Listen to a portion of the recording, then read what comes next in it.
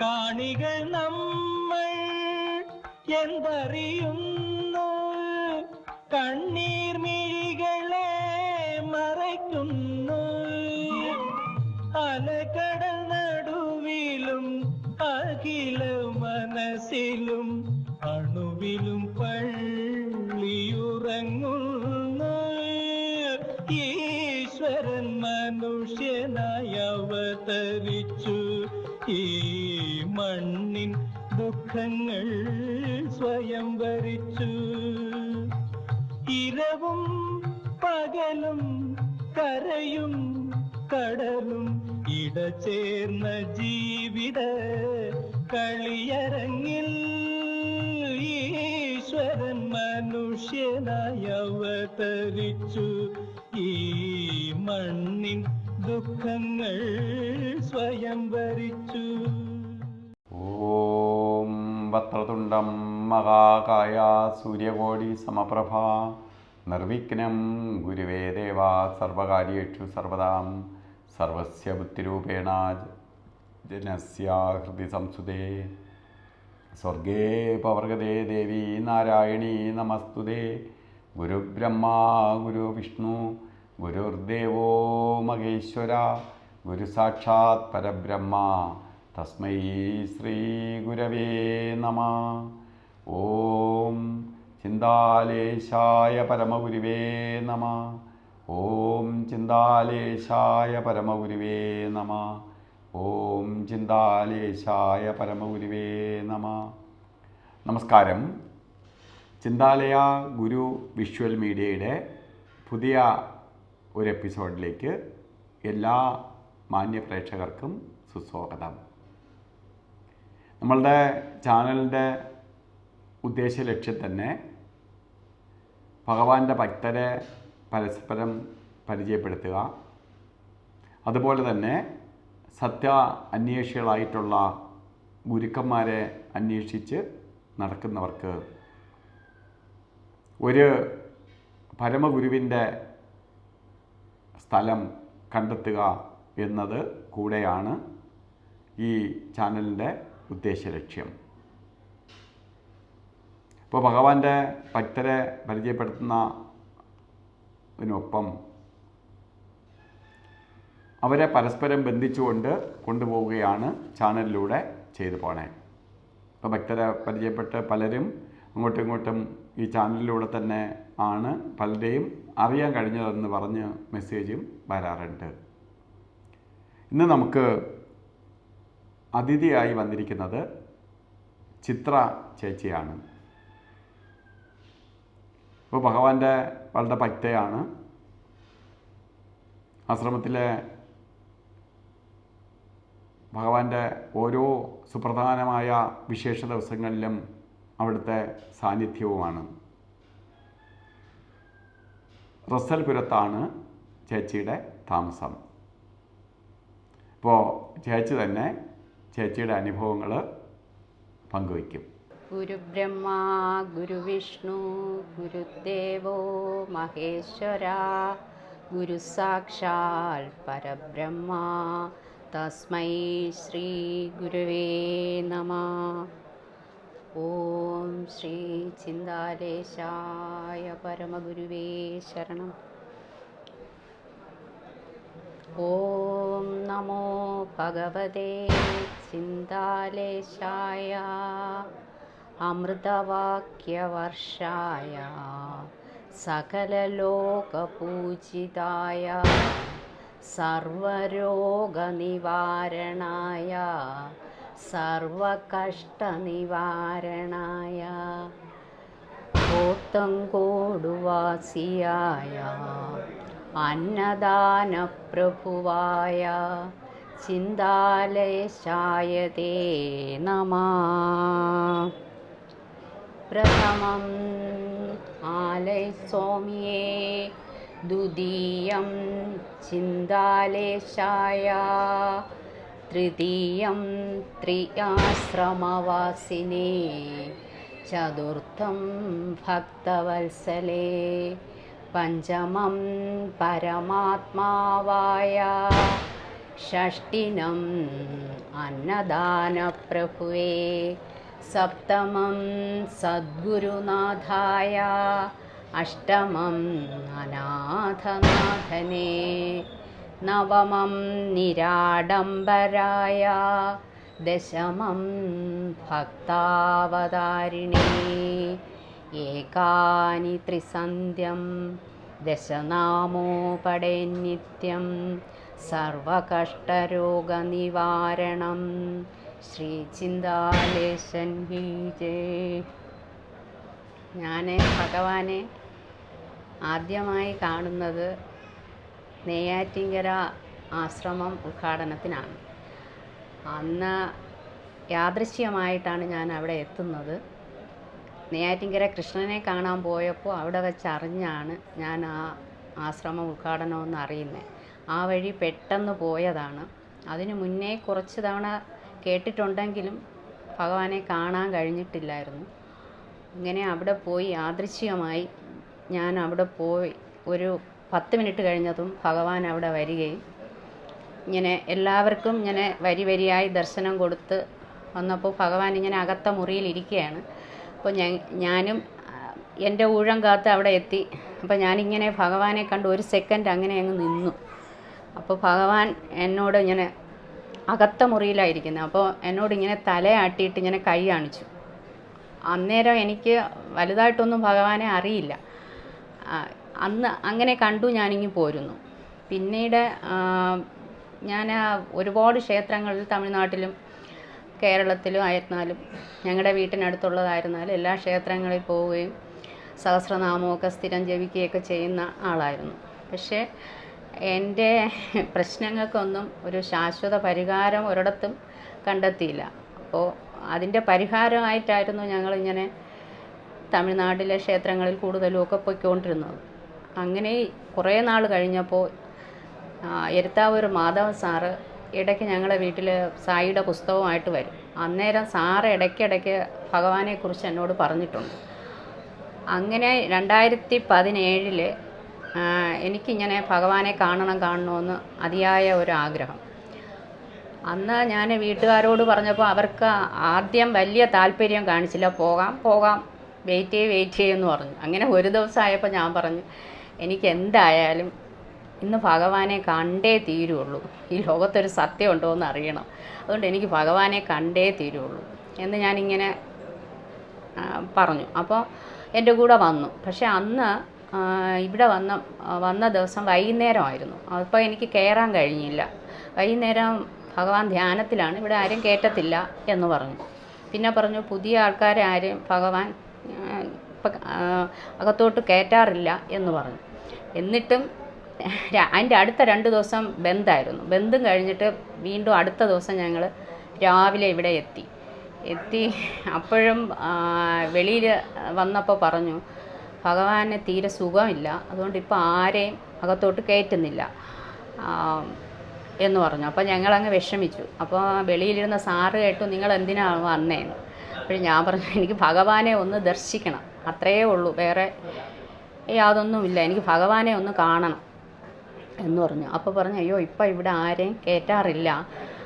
അപ്പം ഞാൻ പറഞ്ഞു എനിക്ക് ഭഗവാനെ കാണണ്ട, ഭഗവാൻ ഇരിക്കുന്ന റൂമിൻ്റെ വെളിയിൽ നിന്ന് ഞാൻ പ്രാർത്ഥിച്ചിട്ട് പൊയ്ക്കോളാം എന്ന് പറഞ്ഞു. അപ്പോൾ പറഞ്ഞു അയ്യോ ഈ കാമ്പൗണ്ടിനകത്ത് പോലും കയറ്റണമെങ്കിൽ ഭഗവാൻ അനുവാദം വേണം എന്ന് പറഞ്ഞു. അന്നേരം ഞാനിങ്ങനെ വിഷമിച്ചിരുന്നു. അപ്പോൾ സാറ് പറഞ്ഞു ഞാൻ പോയി എന്തായാലും ചോദിക്കാം, എനിക്കറിഞ്ഞൂടെ നിങ്ങളാരെന്ന്, പക്ഷേ സ്വാമിക്കറിയാം നിങ്ങളാരെന്ന്, ഞാൻ പോയി ചോദിച്ചു നോക്കാം, പക്ഷേ കയറ്റിയില്ലെങ്കിൽ വിഷമമൊന്നും തോന്നരുതേ എന്ന് പറഞ്ഞു.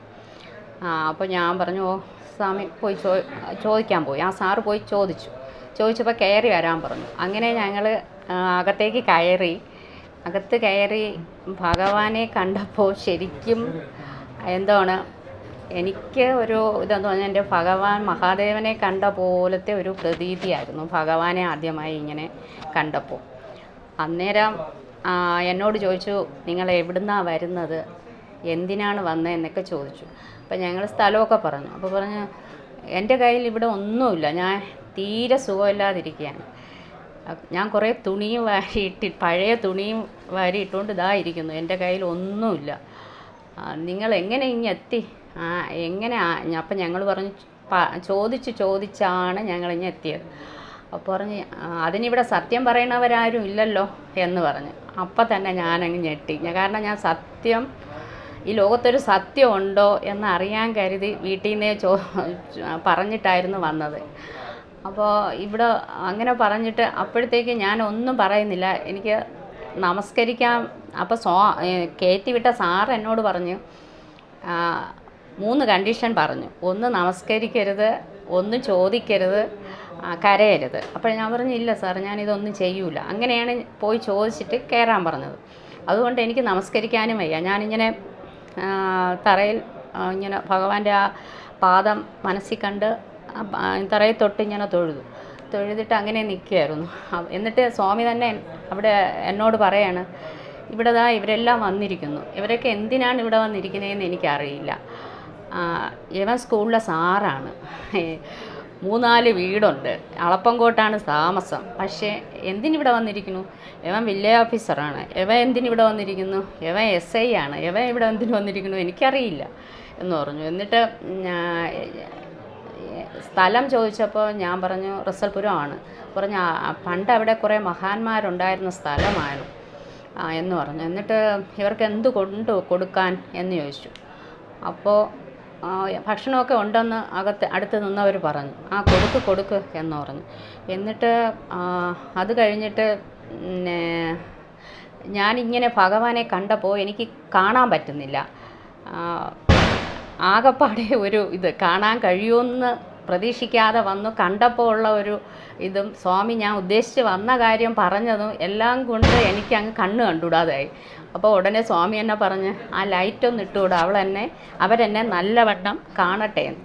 അങ്ങനെ ലൈറ്റിട്ട് ഞാൻ കണ്ടു ഭഗവാനെ. എന്നിട്ട് ഞങ്ങളുടെ അടുത്ത് പോയി ഭക്ഷണം കഴിച്ചിട്ട് വരാൻ പറഞ്ഞു. അന്നേരം ജയകുമാർ സാറിനെയാണ് വിളിച്ച് ഭക്ഷണം തരാൻ വേണ്ടിയിട്ട് വിട്ടത്. അന്ന് ഭക്ഷണം വാങ്ങി കഴിച്ചു. ഞാനത് ശരിക്കും പറഞ്ഞാൽ ഭക്ഷണം തന്ന് വാങ്ങി വെളിയിലിരുന്ന് കഴിച്ചപ്പോൾ ഭഗവാൻ തന്ന ഒരു അമൃതായി, അല്ലെങ്കിൽ ഒരു എന്തോ പറയാം, അതായിട്ട് കരുതി പ്രാർത്ഥിച്ചാണ് ഞാനും ചേട്ടനും കഴിച്ചത്. അങ്ങനെ കഴിച്ച് തിരിച്ച് ഞാൻ ഭക്ഷണം കഴിച്ചുകൊണ്ടിരിക്കെ കയറ്റിവിട്ട സാറ് പറഞ്ഞു, എന്തിനാണ് നിങ്ങൾ വന്നതെന്ന് എനിക്കറിയില്ല, പക്ഷേ എന്തായാലും സ്വാമി കുറേ നാളായി ആൾക്കാരുടെ അടുത്ത് ഇത്രയും സംസാരിച്ചിട്ട്, തീരെ സുഖമില്ലാതിരിക്കുന്ന സമയത്ത് ഇത്രയും സംസാരിച്ച് നിങ്ങൾ എന്ത് ഉദ്ദേശത്തിലാണോ വന്നത് അതെന്തായാലും നടന്നിരിക്കും എന്ന് പറഞ്ഞു. അദ്ദേഹം അന്ന് അങ്ങനെ പറഞ്ഞപ്പോൾ എനിക്ക് ഒന്നും മനസ്സിലായില്ല. എന്നിട്ട് അപ്പോഴും ഞാൻ പറഞ്ഞു, എൻ്റെ ഒരു സഹോദരൻ മുന്നേ ഇവിടെ വന്നിട്ടുണ്ട്, എൻ്റെ അച്ഛൻ്റെ ചേട്ടൻ്റെ മകൻ, കള്ളിക്കാട്ട് ആശ്രമവുമായിട്ട് വളരെ അടുത്ത ഇതാണ്. പക്ഷെ ഞാൻ മുന്നേ 2-3 പ്രാവശ്യം അണ്ണനോട് പറഞ്ഞെങ്കിലും അണ്ണൻ പറഞ്ഞു ആരെയും അങ്ങനെ കൊണ്ടുവയ്ക്കൂടാ, സ്വാമിക്ക് അത് ഇഷ്ടമില്ല എന്ന് പറഞ്ഞു. അതിനുശേഷം ഞാൻ അണ്ണനോടും പറയാറില്ലായിരുന്നു. ഞാൻ ഇവിടെ വന്നതും അണ്ണൻ അറിയാതെയായിരുന്നു വന്നത്. അപ്പോൾ ഞാൻ ഈ സാറിൻ്റെ അടുത്ത് പറഞ്ഞു, ഞാൻ ഇന്ന ആളിൻ്റെ സഹോദരിയായിട്ട് വരും എന്ന് പറഞ്ഞു. അപ്പോൾ ഈ സാറ് പോയി സ്വാമിയോട് പറഞ്ഞു, ഇത് ഇന്ന ആളിൻ്റെ സഹോദരിയാണെന്നാണ് പറയുന്നത്. അപ്പോൾ പറഞ്ഞു എനിക്കറിഞ്ഞൂടാ എന്നിങ്ങനെ പറഞ്ഞു. എന്നിട്ട് വീണ്ടും ഞങ്ങളുടെ അടുത്ത് ഓരോ കാര്യങ്ങൾ, നിങ്ങൾ എങ്ങനെയാണ് വന്നത്, നിങ്ങൾ എന്ത് ചെയ്യുന്നു, ഇങ്ങനെ ഒരുപാട് കാര്യങ്ങൾ പറഞ്ഞു. പക്ഷേ ഇതിനിടയിലെല്ലാം സ്വാമി ചിരിക്കുകയും ചെയ്യുന്നു, കരയുന്നത് പോലെയും എനിക്ക് തോന്നി. എന്നിട്ട് ഈ കയറ്റിവിട്ട സാറ് തന്നെ പറഞ്ഞു, സ്വാമി ഇനി അവർ പൊയ്ക്കോട്ടെ, കുറേ സമയമായില്ലേ, പൊയ്ക്കോട്ടെ എന്ന് പറഞ്ഞു. ഇത് സ്വാമി വീണ്ടും സംസാരിച്ചുകൊണ്ടിരിക്കുകയാണ്. സ്വാമിക്ക് തീരെ സുഖമില്ലാതെ ഇരിക്കുകയല്ലേ. അങ്ങനെ എന്നിട്ട് ഞങ്ങൾ ഇവിടുന്ന് ഇറങ്ങി, ഞങ്ങൾ ബൈക്കിലാണ് വന്നത്. അപ്പോൾ ഞങ്ങളടുത്ത് ചോദിച്ചു എങ്ങനെയാണ് നിങ്ങൾ വന്നതെന്ന്. അപ്പോൾ ഞങ്ങൾ പറഞ്ഞു ബൈക്കിലാണ് വന്നത്. ഞങ്ങൾ പോണ വഴിക്ക് 2 സ്ഥലത്ത് വെച്ച് വണ്ടി ഇങ്ങനെ ഇടിക്കാൻ പോയി. ഒരിക്കൽ ഫ്രണ്ടിൽ നിന്ന് വന്ന് ഇടിക്കാൻ പോയി, ഒരിക്കൽ ബാക്കിൽ നിന്ന് വന്ന് ഇടിക്കാൻ പോയി. പക്ഷേ ഞങ്ങൾ ഒന്നും പറ്റിയില്ല. ഇങ്ങനെ ഒന്ന് ചാഞ്ഞു അത്ര തന്നെ, ഒന്നും പറ്റിയില്ല. നേരെ വീട്ടിൽ പോയി ഇരുന്ന് ഞങ്ങളിങ്ങനെ ഇവിടെ വന്ന കാര്യം ഞങ്ങൾ രണ്ടുപേരും കൂടെ സംസാരിച്ചുകൊണ്ടിരിക്കുക. എൻ്റെ ഒരു സഹോദരൻ വന്നു കയറി. അപ്പോൾ ആ സഹോദരൻ വന്നു കയറിയപ്പോൾ സഹോദരൻ ചോദിച്ചു, എന്താ ഇവിടെ ഒരു മണം, വല്ലാത്തൊരു വാസനയുണ്ടല്ലോ എന്ന് പറഞ്ഞു. അപ്പോൾ ഞങ്ങൾ പറഞ്ഞു ഇല്ല ഇവിടെ ഒന്നുമില്ല, ഞങ്ങളിപ്പം വന്ന് കയറി ഇരുന്നതേ ഉള്ളൂ, നിങ്ങൾ എവിടെ പോയിട്ട് വന്നത്? അപ്പം ഞങ്ങൾ പറഞ്ഞു ഇതുപോലെ സ്വാമിയെ കാണാൻ പോയിട്ട് വന്നതാണ്. അത് തന്നെയാണ് കാരണം എന്ന് പറഞ്ഞു. എന്നിട്ട് ഞങ്ങൾ എന്തുദ്ദേശത്തിലാണോ ഇവിടെ വന്നത് ആ കാര്യം 9 ദിവസത്തിനകത്ത് നടക്കുകയും ചെയ്തു. അത് എനിക്ക് വല്ലാത്തൊരു അത്ഭുതമായിരുന്നു. കാരണം ആ ഒരു കാര്യം നടക്കാൻ വേണ്ടി ഞങ്ങൾ ഒരുപാട് നേർച്ചയും ഒരുപാട് ക്ഷേത്രങ്ങളിലും ഒരുപാട് കാര്യങ്ങൾ ചെയ്തു. പക്ഷെ അതിലൊന്നും തന്നെ ആ കാര്യം നടന്നു കിട്ടിയില്ല. പക്ഷെ ഈ ഭഗവാനെ വന്ന് കണ്ട് 9 ദിവസത്തിൻ്റെ അന്ന് അത് ആദ്യത്തെ ഒരു പടി നടന്നു. അത് കഴിഞ്ഞ് ഒരു 6 മാസത്തിനകത്ത് അത് ക്ലിയർ ആവുകയും ചെയ്തു. പിന്നെയും എനിക്ക് ഇടയ്ക്കിടയ്ക്ക് ഭഗവാനെ കാണണമെന്ന് ഒരു തോന്നും. അങ്ങനെ ഞങ്ങൾ വീണ്ടും ഞാനും മോനുമായിട്ട് വന്നു, ഞാനും എൻ്റെ ഹസ്ബൻഡുമായിട്ട് വന്നു. അപ്പോഴെല്ലാം ഭയങ്കര സ്നേഹമായിരുന്നു സ്വാമി. ഭക്ഷണം കഴിച്ചിട്ടേ വിടുകയുള്ളൂ. ഒരിക്കൽ വന്നപ്പോൾ ഒരു മുണ്ടും തോർത്തും ഒക്കെ എടുത്ത് ഞങ്ങൾക്ക് 2 പേർക്കും തന്നു. പിന്നെ വേറൊരു ടൈമിൽ എൻ്റെ വീട്ടിനടുത്തുള്ള ഒരു ആധ്യാത്മികമായി പ്രസംഗിക്കാനൊക്കെ പോകുന്ന ഒരാളുണ്ട്. അവർ വരണമെന്ന് പറഞ്ഞ് വന്നു. അവരെയും കണ്ട് സ്വാമി അനുഗ്രഹിക്കുകയുണ്ടായി. പിന്നെ മറന്നുപോയി. പിന്നെ അത് കഴിഞ്ഞ് വീണ്ടും കുറച്ച് നാൾ കഴിഞ്ഞപ്പോൾ എനിക്ക് വയറിന് സുഖമില്ല. അപ്പോൾ ഞാൻ PRC പോയി കാണിച്ചപ്പോൾ എൻഡോസ്കോപ്പി ചെയ്യണമെന്ന് പറഞ്ഞു. അപ്പോൾ എനിക്കൊരു ഭയം എൻഡോസ്കോപ്പി ചെയ്യാൻ.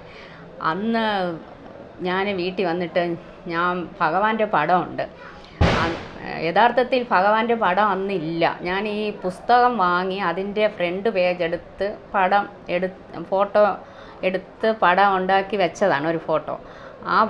ആ പടത്തിൽ നോക്കി ഞാൻ എന്നും പ്രാർത്ഥിക്കുമായിരുന്നു കിടക്കുമ്പോൾ. അപ്പോൾ ഞാൻ പറഞ്ഞു ഭഗവാനെ എനിക്ക് വയറിന് വയ്യ, എൻഡോസ്കോപ്പി ചെയ്യാൻ പറഞ്ഞിരിക്കുക, എനിക്ക് ചെയ്യാൻ വയ്യ, ഞാൻ ഭഗവാന്റെ അടുത്ത് നാളെ വരും, എനിക്ക് എന്തെങ്കിലും ഒരു ഒറ്റമൂലി പോലെ എന്തെങ്കിലും ഒരു ഇത് എനിക്ക് ഒരു ക്ലൂ ആയിട്ടെങ്കിലും ഭഗവാൻ കാണിച്ചു തരണേ എന്ന് പ്രാർത്ഥിച്ചിട്ട് വന്നു. പിറ്റേ ദിവസം പെട്ടെന്ന് തീരുമാനിച്ച് രാവിലെ ഇങ്ങ് വരുന്നു. അപ്പോൾ ഇവിടെ വന്നപ്പോൾ പിന്നെ ഞങ്ങൾ ഇവിടെ നിന്ന് ഇറങ്ങി അകത്ത് പോയി ഭഗവാനെ കണ്ടു, ഭക്ഷണം കഴിച്ചു.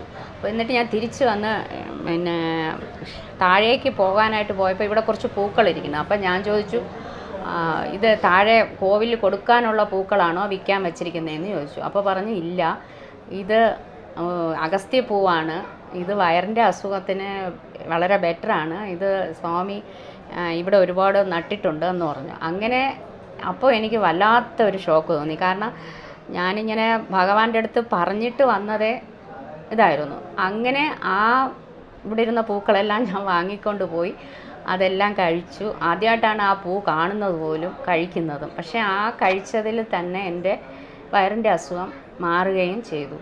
പിന്നീട് 2 വർഷം കഴിഞ്ഞിട്ട് വീണ്ടും ഒരു പ്രശ്നം ഉണ്ടായി. എൻഡോസ്കോപ്പി ചെയ്തപ്പോൾ ഒരു കുഴപ്പവും ഇല്ലായിരുന്നു. പിന്നെ കുറേ നാൾ കഴിഞ്ഞിട്ട് ഒരു ദിവസം ഞാൻ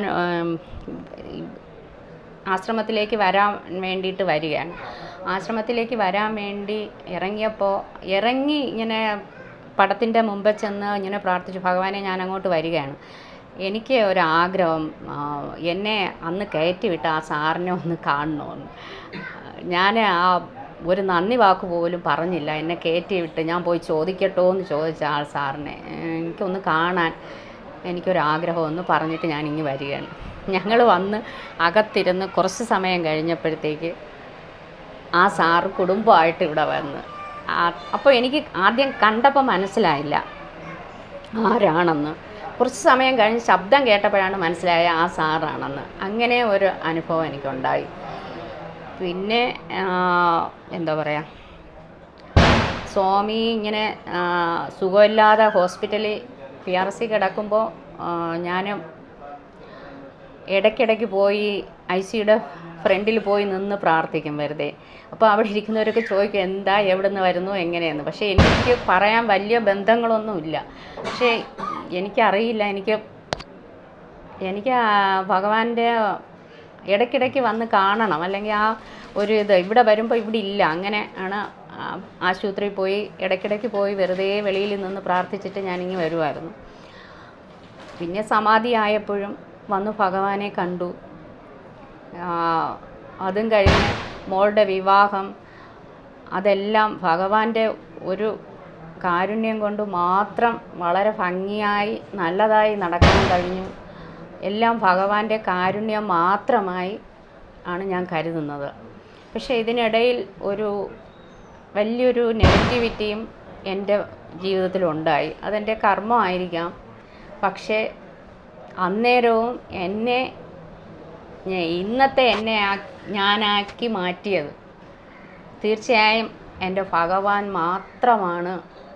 അതിന് ഞാൻ കടപ്പെട്ടിരിക്കുന്നത് ഭഗവാനോട് മാത്രമാണ് ഞാൻ അതിന് കടപ്പെട്ടിരിക്കുന്നത്. കാരണം എൻ്റെ ഈ തിരിച്ചു വരവിന് തകർന്നു എന്ന് തോന്നിയിടത്ത് നിന്ന് തിരിച്ചു കയറാൻ എന്നെ സഹായിച്ചത് ഭഗവാന്റെ ഒരു കൃപ മാത്രമാണ്.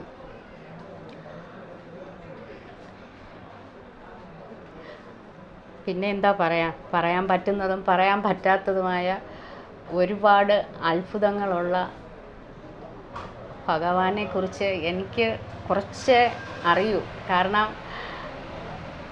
എന്തോ പറയാൻ എനിക്കറിയില്ല, പറയാനറിയില്ല. ഞാൻ പറയുന്നത് ഒരു പക്ഷേ വളരെ ചെറുതായി പോവും. ഭഗവാന്റെ എത്രയോ വർഷത്തെ ഭക്തരുടെ അനുഭവങ്ങളുടെ ഇടയിൽ ഇതൊക്കെ വളരെ നിസ്സാരമാവാം. പക്ഷേ എൻ്റെ ജീവിതത്തെ സംബന്ധിച്ചിടത്തോളം ഏറ്റവും വലുതാണിത്. ഈ ഒരു എന്തോ പറയാം, എൻ്റെ ആധ്യാത്മിക ജീവിതത്തിലേക്ക് ഭഗവാൻ എന്നെ കൈപിടിച്ചതുപോലെ ഏത് സമയവും കൂടെ ഉള്ളതുപോലെ എനിക്കൊരു തോന്നലാണ്. അപ്പോൾ ഭഗവാനെക്കുറിച്ച് ഇത്രയും സമയം ഭഗവാന്റെ കാര്യങ്ങൾ മാത്രമല്ല, ഭഗവാനെക്കുറിച്ച് ഒരു കവിത തന്നെ എഴുതി അവതരിപ്പിച്ചുകൊണ്ട് ഭഗവാനെ പ്രകീർത്തിച്ചുകൊണ്ടാണ് ചേച്ചി ഇന്ന് തുടങ്ങിയത് തന്നെ. അപ്പോൾ അതിൽ നിന്ന് തന്നെ ഭഗവാനുമായിട്ടുള്ള ഭക്തി എത്രത്തോളം ഉണ്ട് എന്ന് നമുക്ക് മനസ്സിലാക്കാം. അപ്പോൾ ഈ ചാനൽ ഞാൻ പറഞ്ഞു ഭക്തർക്ക് വേണ്ടിയിട്ട് ഉള്ളതാണ്. ഈ ചാനൽ സബ്സ്ക്രൈബ് ചെയ്തിട്ടില്ലാത്തവർ സബ്സ്ക്രൈബ് ചെയ്യുക. പലരും ചാനൽ ധാരാളം പേരെ കാണുന്നുണ്ട്, പലർക്ക് സബ്സ്ക്രൈബ് ചെയ്യാൻ അറിഞ്ഞുകൂടാ. അപ്പോൾ അറിയാത്തവർ കൊച്ചുമക്കളോട് ചോദിച്ചാൽ മതി, അവർ പറഞ്ഞു തരും. അതിനൊപ്പം തന്നെ ഈ ചാനൽ ഷെയർ ചെയ്യുക. ഇതേപോലെ ഭഗവാനെക്കുറിച്ച് അറിയാൻ താല്പര്യമുള്ള ഭക്തരുണ്ട്, അവർക്ക് കൂടെ വേണ്ടി ഇത് ഷെയർ ചെയ്ത് കൊടുക്കുക. അപ്പോൾ ഇത്രയും സമയം ഭഗവാനെക്കുറിച്ച് ഈ ചാനലിൽ വന്ന് സംസാരിക്കാൻ കാണിച്ച സന്മനസ്സിനും ചേച്ചിക്കും ഒരിക്കൽ കൂടി നന്ദി, നമസ്കാരം.